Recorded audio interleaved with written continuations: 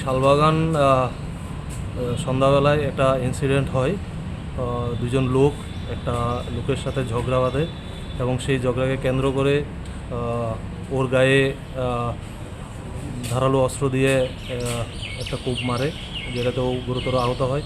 সঙ্গে সঙ্গে আমাদের পুলিশের কাছে খবর আসলে আমরা পুলিশের গাড়ি দিয়ে প্রথমত যিনি ইনজুর্ড হয়েছেন ওনাকে হসপিটাল শিফট করি, জিবি হসপিটালে, এবং পরবর্তী সময় ওই দুইজনকে এলাকার কিছু লোক মিলে ওনাকে ম্যানহ্যান্ডেল করেন। সঙ্গে সঙ্গে আমরাও ওনাকে হসপিটালে শিফট করি। হসপিটালে চিকিৎসারত অবস্থায় লাস্ট নাইটে তার মধ্যে একজন মারা যায়, ওনার নাম রাকেশ দেবনাথ। তো সেই বিষয়ে আমরা দুটো মামলা, সেপারেট মামলা লিপিবদ্ধ করি এনসিসি পুলিশ স্টেশনে, এবং এই মামলার সুবাদে যারা ম্যানহ্যান্ডেল করেছেন এদের মধ্যে আমরা দুইজনকে অ্যারেস্ট করি, এবং আগামী দিনও যারা ইনভলভ থাকবে আমরা নিশ্চয়ই অ্যারেস্ট করব। বাকিটা আমরা তদন্তে। আসলে যে প্রাথমিক তদন্তে জানা গেছে না ঝগড়াটা কী নিয়ে আসলে হয়েছিল মূলত?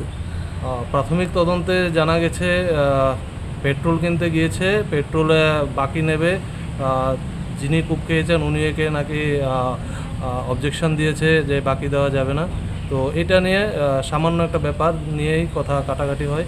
তো সেটাও আমরা দেখছি কোন দোকান থেকে পেট্রোল কিনতে গিয়েছিল, কী কিনতে গিয়েছিল।